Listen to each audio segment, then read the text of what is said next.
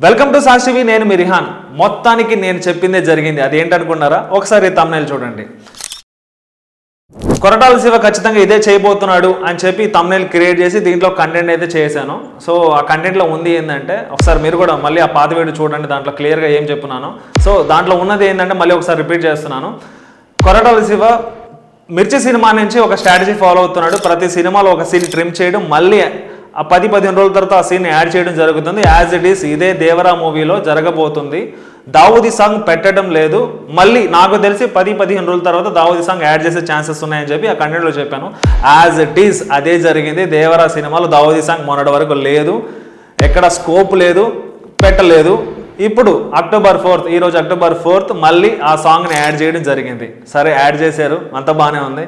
యాక్చువల్గా నిన్నటి వరకు చూసుకుంటే దావూదీ సాంగ్ యాడ్ చేయడానికి రీజన్స్ చాలానే ఉన్నాయి. ఎందుకంటే సెకండ్ హాఫ్లో పెద్ద స్కోప్ లేదు, అంటే ఆ సాంగ్ పెట్టేంత స్కోప్ లేదు. సెకండ్ హాఫ్లో పెడతారేమో అని ఒక డిస్కషన్ కూడా జరిగింది.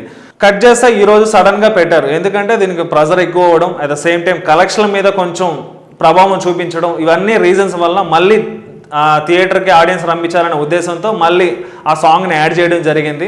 ఇప్పుడు ఆ స్కోప్ని క్రియేట్ చేశారు. మళ్ళీ ఒక సీన్ యాడ్ చేసి, అంటే ఒక సాంగ్ ముందు ఒక చిన్న సీన్ యాడ్ చేసి దానికి లింక్ చేశారు సాంగ్ని. సో ఇప్పుడు నేను చూస్తే ఖచ్చితంగా అది సింక్ అయితే అయింది, బాగానే ఉంది సాంగ్ అయితే, అంటే కరెక్ట్ స్కోప్ అయితే ఉంది ఆ సాంగ్ రావడం వల్ల.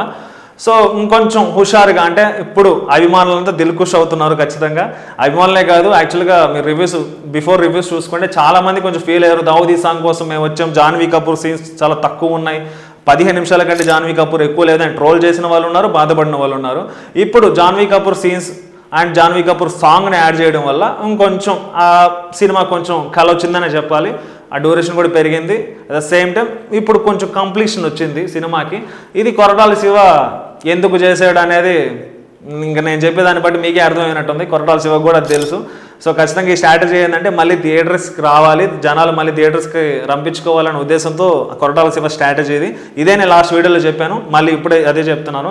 నేను చెప్పడం అంటే ఇదేదో మిస్టేక్ కాదు, స్ట్రాటజీ ఖచ్చితంగా ఉండాలి. ఇలాంటి స్ట్రాటజీస్ ఉంటేనే కొంచెం థ్రిల్లింగ్గా ఉంటుందని నా అభిప్రాయం. ఇప్పటి వరకు దేవరా కలెక్షన్ చూసుకుంటే 405 కోట్లు కలెక్ట్ చేసింది ఓవరాల్గా. అట్ ద సేమ్ టైం దీనికి ఒక స్పెషాలిటీ ఏంటంటే ప్రతి సెంటర్లో, ప్రతి ఏరియాలో బ్రేక్ ఈవెన్ చేసింది దేవరా. ఖచ్చితంగా బ్రేక్ ఈవెన్ చేసింది. సో ఇది మంచి అచీవ్మెంటే అనమాట దేవరా మూవీకి. ఇప్పుడు ఇదంతా కూడా దసరా హాలిడేస్ కావడం, జనాలు ఇంకొంచెం క్యూ కట్టడం జరుగుతుంది. సో మొత్తానికి దేవరా ఖచ్చితంగా ఏదైతే మార్క్ అనుకున్నామో ఆ మార్క్ దాటుతుందా లేదా అనేది మాత్రం కొద్ది రోజులు వెయిట్ చేయాలి. సో మొత్తానికి ప్రేక్షకుల కోరిక మేరకు దావూదీ సాంగ్ యాడ్ చేశారు కాబట్టి కొరటాల శివ.